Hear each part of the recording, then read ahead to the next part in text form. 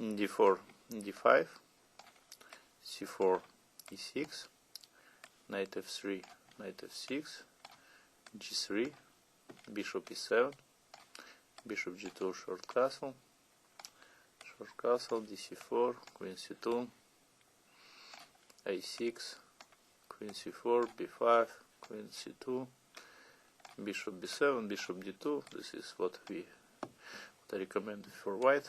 So we check the sidelines, which is knight b7, knight c6, and bishop d6. Now we will check the main line with bishop e4. We go back queen c1. And now again, the main line for black here is to go back to b7. But also, again, black can try these two moves, knight c6 and knight bd7. Let's see. If he's going knight bd7 immediately, then of course we put our bishop on a5. If he goes rook a7, knight bd2, bishop d5, and again immediately we start to provoke him by playing rook e1. We want to play e4, so he has to play knight e4. We take on e4, bishop e4, queen e3. Remember I told you about this move, this nice square, queen a8, rook ac1. We are fighting against c5, and even more, we are threatening to take on c7 now. To rook ac1. If rook c8, then there is very strong move, knight e5. Using the tactical motive that the knight on d7 is unprotected. This was played in the Gomez-Irvanto game. After bishop g2, knight d7, bishop d5, b3.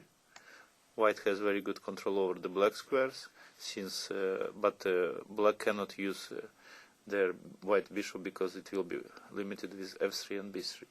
So this is better for white.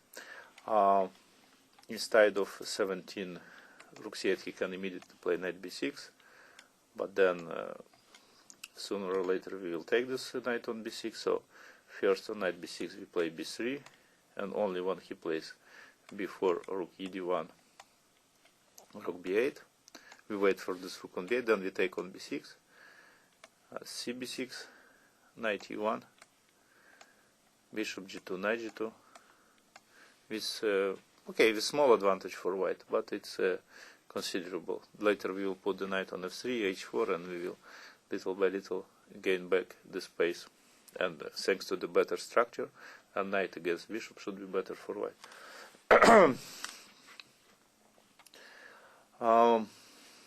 12 on knight bd7, bishop a5. He can also play bishop d6, but then simply knight bd7, bishop b7, queen c2, rook c8, and e4 already now. So this is advantage for white. One more move, we can check it, of course. Here it's on the bishop a5. Maybe this is one of the most serious moves. Is rook c8 immediately. On rook c8 we play knight bd2, if bishop b7, then queen c2, and on queen e8, b4. And this situation we already discussed. This is favorable for white. If on knight bd2 he is playing here not bishop b7, but bishop a8.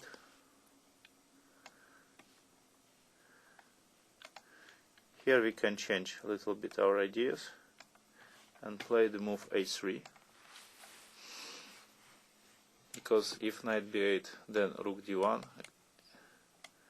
and on queen e8, knight b3, bishop d5, knight c5, bishop c5, queen c5. Is very good control over the black squares. This was played by Ivanchuk against Gelfand. Also on a3 he can play bishop d6. Again, the same story. We provoke him to go to e4, exchange, bishop e4, queen e3. You see this quite typical maneuver of getting the queen to e3. The point is immediately after bishop d5 to play rook c1 to fight against this c5 idea, and if rook f8,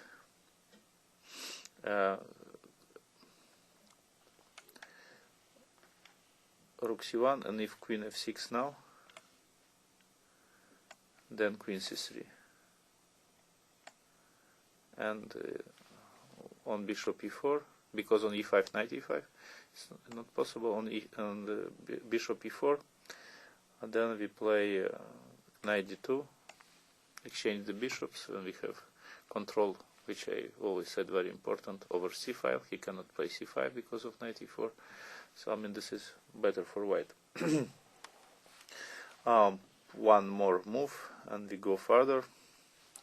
On knight on 14 a3, he can also play queen e8 immediately, and then the position which we already discussed is with b4.